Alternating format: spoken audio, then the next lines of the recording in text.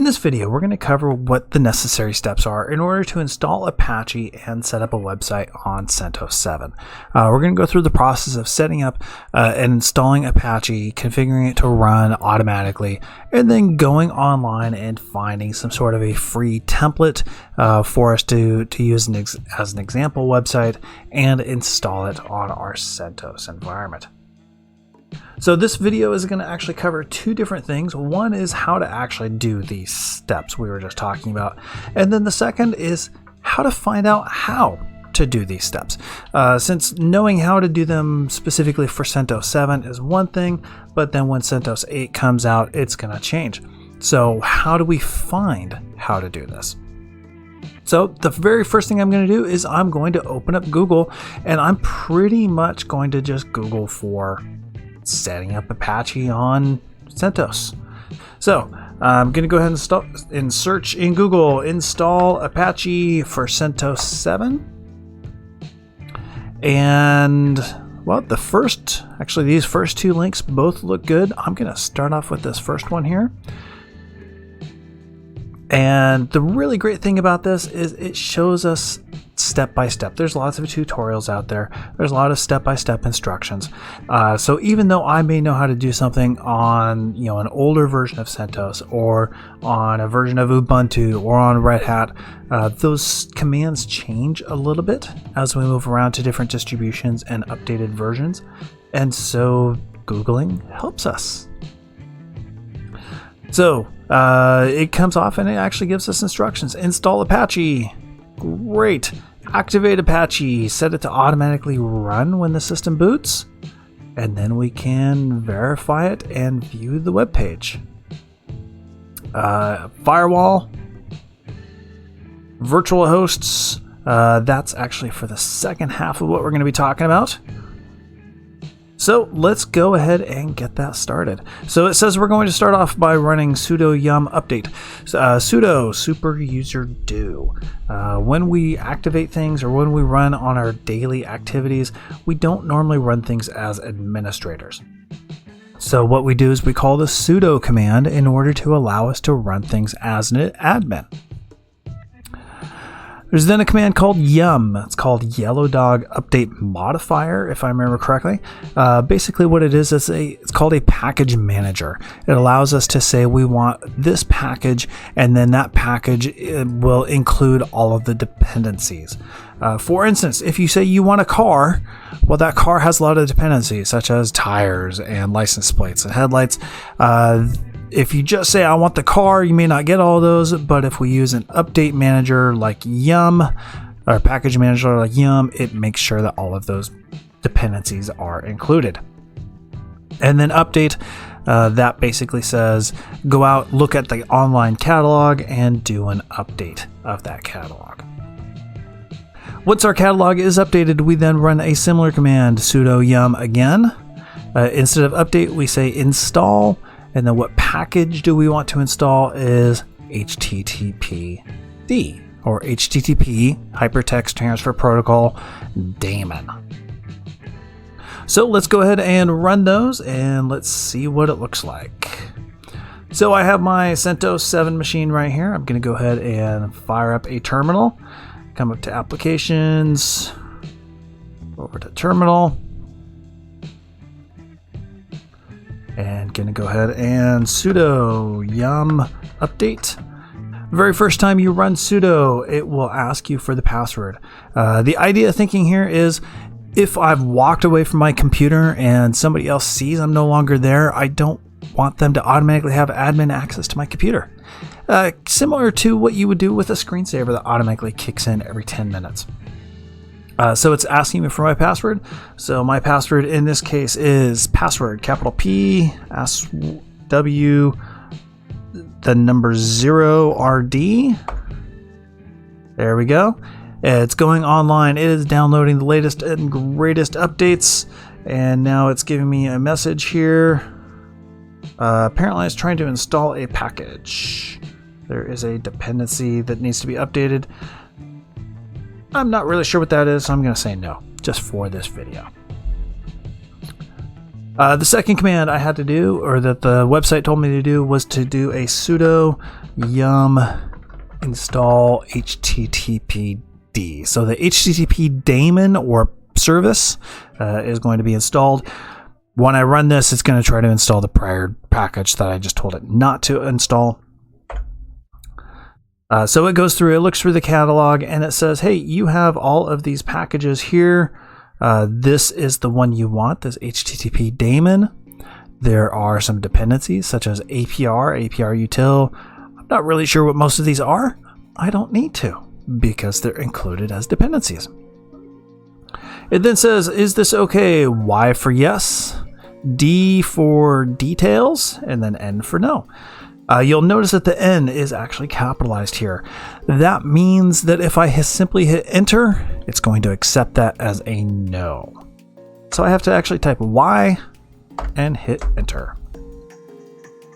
This downloads all the packages, both the package I want and dependencies from the internet, and then installs them for me. And complete. Awesome. All right, so let's check back at my instructions here. So I've gone ahead and installed it. I now have to activate it. So this sudo system control start httpd. Again, sudo super user do. System control, this is how we control the various services and aspects of the system.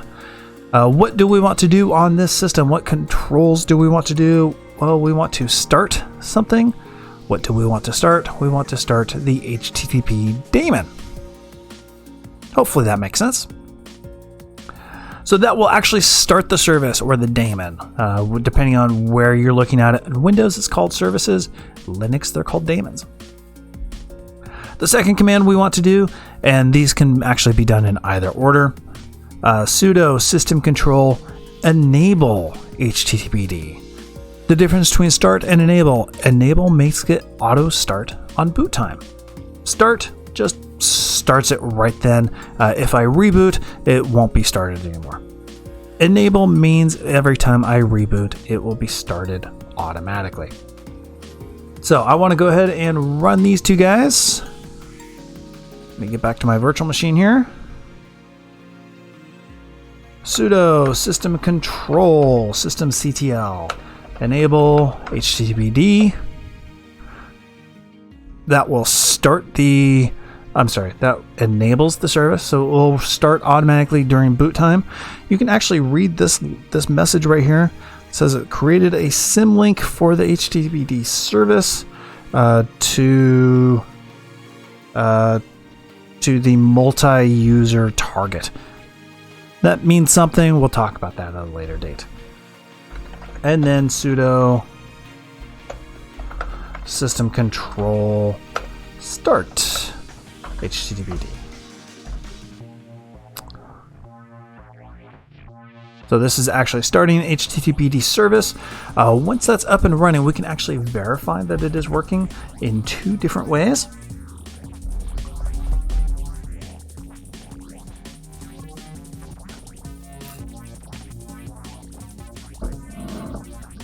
This is taking longer to start than I expected. Well, while that's running, let's go ahead and try one of the ways. One of the ways that we can actually test this is working is we can open up a web browser. So on the virtual machine, I'm opening up Firefox because that is the built-in web browser here.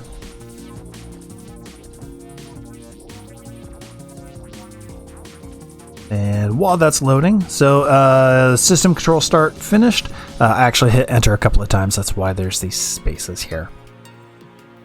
The other one thing that we can do in order to find out what the status of this service is, along with system control, we can run sudo system control instead of start or enable. We can actually run status HTTPD, and that will return the status of the HTTPD service. We can see here, hey, it is active and running, as well as the time when it was started. If it is not running, that would be red and say not running, and then give us some status messages down here. It is running, so let's go back to the web browser for our second option. And what we can do is, instead of browsing to a specific website, we browse to the local host site. Localhost is a keyword meaning me. If you're familiar with networking, you know the 127.0.0.1 address is my loopback. Localhost points to the loopback. The fact that I have a website here means my web service is running. Yay! Web service is running. I got a web page back. It's all working perfectly. If I'm not entirely sure if that's really me that I'm looking at, I can come back to my my terminal here. Sudo systemctl stop HTTPD. This will stop the Apache web service. If I spell it correctly. This will stop the Apache web service. I then go back to my web server and I refresh, and at this point I get unable to connect. So I can see as I stop the web server, my web page has stopped refreshing. If I start it back up, it will start refreshing again, which means yes, in fact, I was connected to the local machine. All right, so that will take a moment. Go back to our instructions here. So system control status enable, and then here's the system control status HTTP, and showing the web page is working. So that was accessing it from the local host. There is still some firewall rules necessary in order to allow it to be accessed remotely. Again, sudo superuserdo, because every time I want to run something as admin, I want to run that command.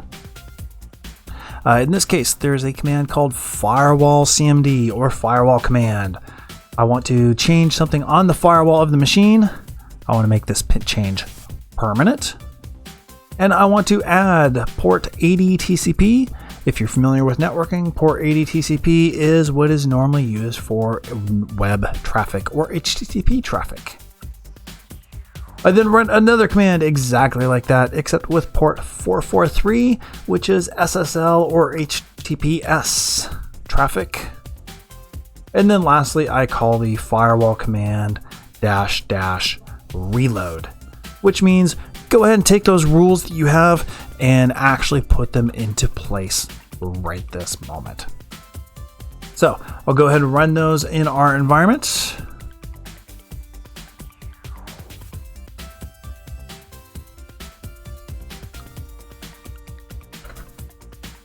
So sudo firewall -cmd -permanent -add -port equals 80/TCP. All of this in this command here is case sensitive. If everything's lowercase, there's a double dashes in some places, there's a single dash in some places. It all has to be exactly like that. If you make some things in uppercase, or you only use a single dash in front of permanent, or spaces after the add port, it's just not going to work. So Linux is a little picky about these things, but it also, because it's picky, ultimately makes life for automation a whole lot easier. Okay, so I ran the first command to allow port 80 in. I now have to retype the entire thing for port 443. I'm actually going to cheat. There is a trick with Linux machines and most Windows machines, most everything that has a command line environment like this, to where I can use the up arrow on my keyboard. If I hit the up arrow on my keyboard, you will notice that the prior line shows up. In fact, if I hit it up again, it goes to the line before that, and again, and again, and again. And I can start browsing through the history of all of my commands. Up arrow goes further back in time, down arrow goes forward in time. So I had just ran this add port command for port 80. I want to run an add port command for 443. I could retype that whole thing, or I could just simply, again, use the arrow keys on my keyboard, delete where it says 80, and type in 443. it makes life a little bit easier because now I don't have to keep typing it over and over and possibly do typos along the way. So there we go. I've gone ahead. I've added port 40, 80, and 443 into my firewall. Now I just need to enable those rules. So sudo firewall -cmd -- reload. All right, at this point, if I have multiple servers in my environment, I can actually go to a remote server and connect to this website via the IP address. Yay! It's now accessible remotely. All right. So now that I have this website up and running, let's actually confirm that it is running now. Yes. What I can do is I can actually start setting up a different website. So let's say that a developer gives me a website and they say, here, go ahead and publish this out onto a web server. Well, now I get to install it. So first thing I'm going to do is I'm going to find a website that I can use as an example. There is tons of websites out there that have free templates.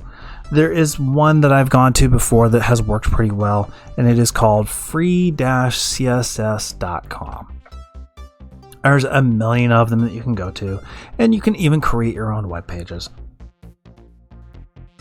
Let's see, free CSS. I'm going to click on free CSS templates because this is just an example. I don't want to pay for anything.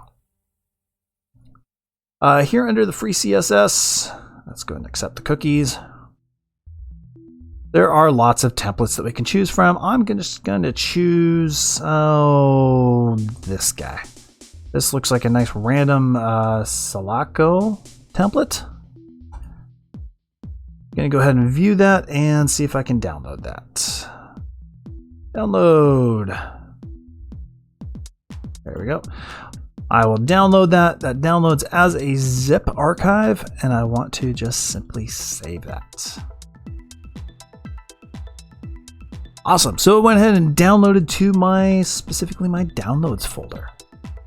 At this point, I'm going to go back to the command line, and we're going to go extract that zip file and move it into the right location for our web server to view it properly.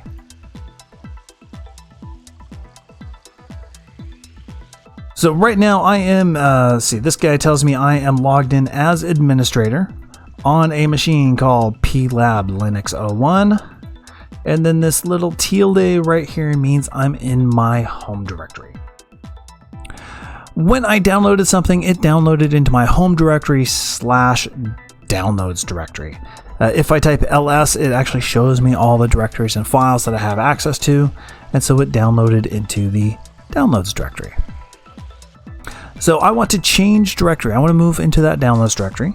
So I cd space downloads. CD for change directory, space, what directory do I want to change into? I want to change into the downloads directory. Again, case sensitive. Downloads is different than downloads. You'll notice one has a capital D, one has a lowercase d. It has to be the uppercase. ls again to be able to do a list. And there is my website template. Now, I know what you're thinking. This is a zip file. I need to somehow unzip it. I need to unzip my zip file. How do I unzip a zip file? Turns out there's a command under Linux. Let's think about it. What command would I type to unzip a zip file? Might it be unzip? It might be. At this point, this is where tab complete comes in really handy. Just like I could up arrow before, tab complete is another time saver here.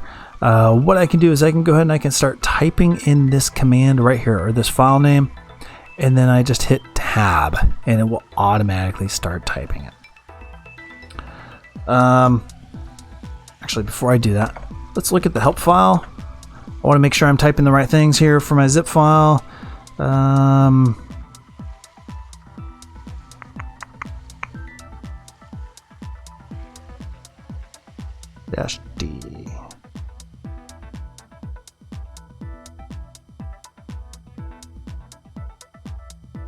Well, let's try it. So unzip. My file starts with an uppercase S, so I'm going to say uppercase S. And now I hit tab and watch what happens on my command line here. It fills out the whole thing nicely. So I'll see if this is everything I need to type.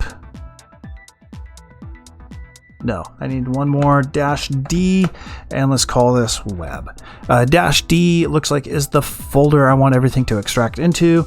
I'm reading that right there. Extract files into exdir. So that should extract everything into that extract folder. It says that it's gone ahead and inflated a whole bunch of things. Another ls should now show me that I have a folder called web. And you'll see that the color actually makes a difference. The color shows me that that is a folder, whereas the red shows me that that is a zip file. So if I do an ls web, I should now see ls web /Sulaco. There we go. So that's everything that I want. I want that folder right there. So I need to change directory into that cd web. And then cd Sulaco. And no, actually cd dot. Only one more. Only one in. So I am actually, if I look at my directory here, I am in home administrator download web, and I have my Sulaco directory right there. So now that I've gone ahead and I've downloaded this file, this zip file, and extracted the zip file, I need to put that zip file on my computer somewhere that I can open it as the website. So what I want to do is I want to move this. I use the command mv for move. cd to change directory, mv to move, and I want to move Sulaco to /var/www. That will actually move this folder to another location where the web server knows what to do with it. I have to be careful. I have to run this as an admin. So I actually need sudo in front of it. If I don't do sudo, it will give me a permission denied message. So I have to run sudo, and then it will run asking me for my password to confirm, and then it will move everything over. So now if I look at my directory, where I am right now, there's nothing there. If I do an ls for /var/www, I'll see my Sulaco directory is right there. All right. So I've downloaded the files. I've extracted them. I now have moved them somewhere that the web server can do something with. And now I just need to configure the website in order to look there and then tell it to reload the configuration. So in order to configure the website, I need to edit a file. Now, editing files under Linux can be somewhat problematic, and ultimately it's just difficult to get with, and you work your way through it, and eventually you figure it out. It's kind of like doing your times tables. You ended up having to do them a whole bunch of times in high school and maybe high school, elementary school. I don't remember where I learned times tables. You had to go through them a whole bunch of times until they finally just clicked. That's kind of what a text editor is under Linux. We're going to use the text editor called Vi, or VI. So I'm not sure how people say it.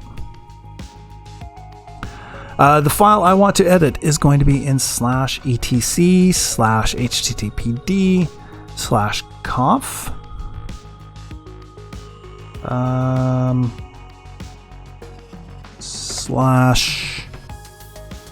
/http.conf. There we go.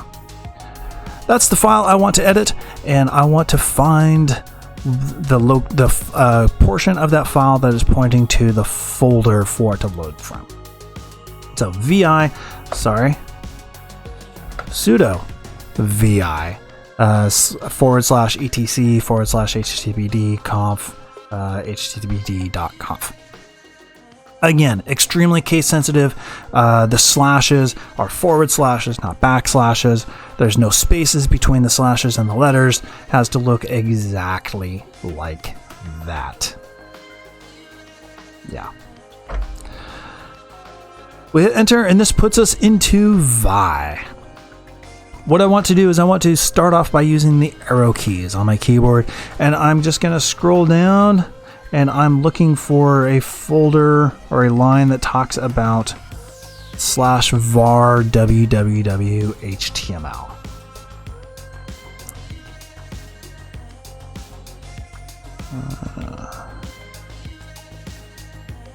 There we go. So there are two places that we need to update. One is right here where it says document root, var www html. And then the second one is right here where it sets permissions on var www html. What I want to do is I want to update these to my Sulaco directory. In fact, I've forgotten exactly what that was called. I'm going to exit out of this really quick. And it was var www Sulaco. I'm actually going to copy that because I will need that shortly. Go back into Vi and find those lines again. Again, arrow keys on my keyboard. There we go. So it's those two lines right there. That line and that line right there. So what I want to do is I want to replace these pointing to my new directory. Now, in order to make this work, what we need to do is in Vi, we need to go from what's called command mode, which we're in currently, to insert mode. In order to do that, what I do is I hit the letter I on my keyboard. And when I do that, you will notice down at the very bottom of the screen, it now says insert. Right down here, it says insert in my editor, which means I'm now in insert mode. So now whenever I type something on my keyboard, it will be inserted into this document. What I have always found as being best practice is don't edit the default. What that means is right here, we already have a document root line. I don't want to edit that. I want to simply comment it out. What that means is that we're basically going to tell the computer, ignore that line, and then we're going to type in a new one. If we look at all these other lines here, you will notice that they all start with a £, which is a comment character, which means pay no attention to that line. So if I want the computer not to pay attention to this document root line, I put a £, in front of it, spacebar, just to make it look a little pretty. I then go to the next line and I retype the same thing. Document root space double quote /var/www/ and hopefully paste. Let go. All right. So what we've done is we've taken the existing line and we've said we don't want to change that. We just want to comment that out. And then we've typed in a new line with the new path. Hopefully this will make sense as we move forward. If it doesn't make sense right now, don't worry, just make yours look exactly the same. Assuming you downloaded the same Sulaco template, if you downloaded a different one, type in the correct name for that one instead. I now want to do the same thing here. Yes, I should be able to do the same thing. I have to use the arrow keys. I use the mouse there to make it look pretty, but I have to use the arrow keys to actually get down there. Go to the beginning of the line. £, to comment it out. Spacebar, just make it look pretty. On the next line, make it look exactly the same way. Less than directory quote /var www Sulaco. Paste quote and then greater than. In theory, if everything's working perfectly, that should be all we needed. What we did, there was already a folder on the computer that had our website, and we're now saying, here's a new folder, use this for the website instead. So what I want to do is I want to save this configuration file. We are still in insert mode down here. In order to exit insert mode, I hit the escape key on my keyboard. Watch when I hit that, it's no longer insert mode. And now I need to write this file and quit it and quit the program. So I hit the colon on my keyboard. That's the double dots, not the dot with the comma under it, but the double dots, and then WQ. So colon WQ on my keyboard. I see them down there at the bottom. Colon means, hey, this is a command. The W is write or save, and then Q is quit. So it will write the file and then close the program, hit enter, and it is now saved. If we're not entirely certain that that worked, we can go back and edit it. Again, up arrow puts us back into the same command line there. And then just go ahead and browse down for those lines. And there we are. Our document root's there. And that should be everything we need. In this case, I didn't make any changes, so just colon Q will save it for me. Last but not least, everything in Linux is a file, and therefore all the applications run by reading configuration files, as opposed to Windows, which uses registries. Registries, when you update things, they change the applications automatically. Linux, you have to reload the configurations. So we have to run a command telling Apache to reload or restart. So there's two ways we can do that. We can do a sudo, always super user, systemctl stop httpd. That will stop Apache. And then start. And that will restart Apache.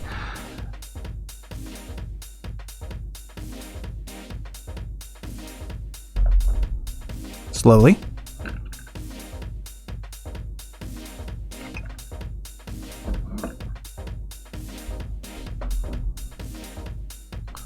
While that's going, the other option is we could have combined those two commands. Instead of stop and then start, we could have actually said restart, which does both a stop and then a start.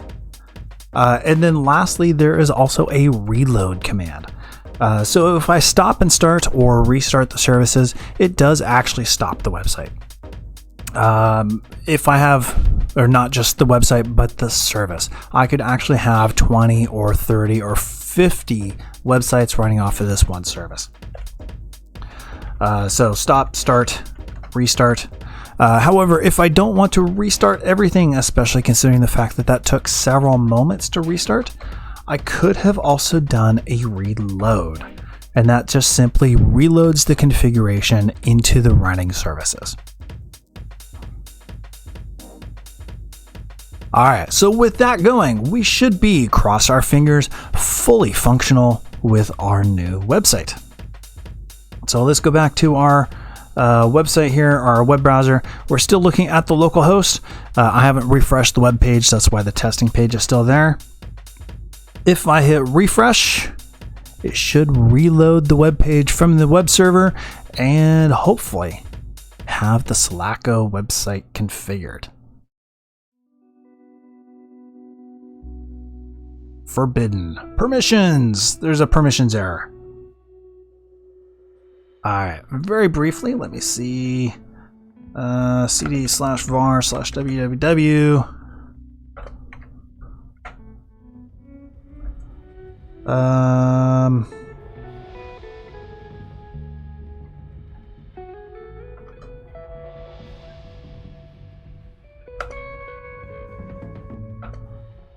What I'm doing is I'm comparing the permissions between the two, and I think there's a web user. Let's see. Going off script here. cat/etsy/password. And there is an Apache user. So sudo chown Apache : Apache /r. What I'm doing here is I am changing the owner of the files to the Apache user. Hopefully the Apache user is who's running the website and therefore can access the files. At which point systemctl restart httpd. So now we're stopping and restarting the services just to make sure everything's working properly.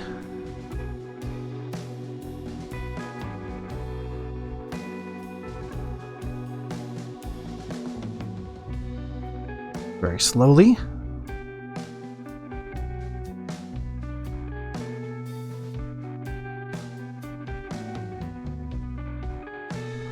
Let's see.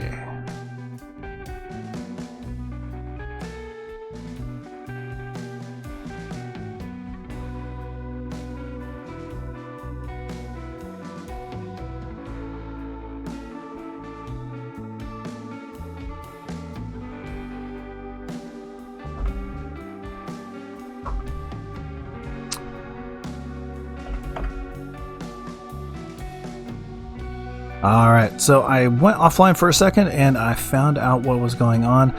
Turns out there is a security tool built into Linux called SE Linux. And what SE Linux does is it's an extra layer of security stops files from being accessed by the wrong processes. And basically, you don't have to worry about this, but basically because I downloaded this file into my home directory, when the web server tried to access it, it said, no, you shouldn't be accessing this.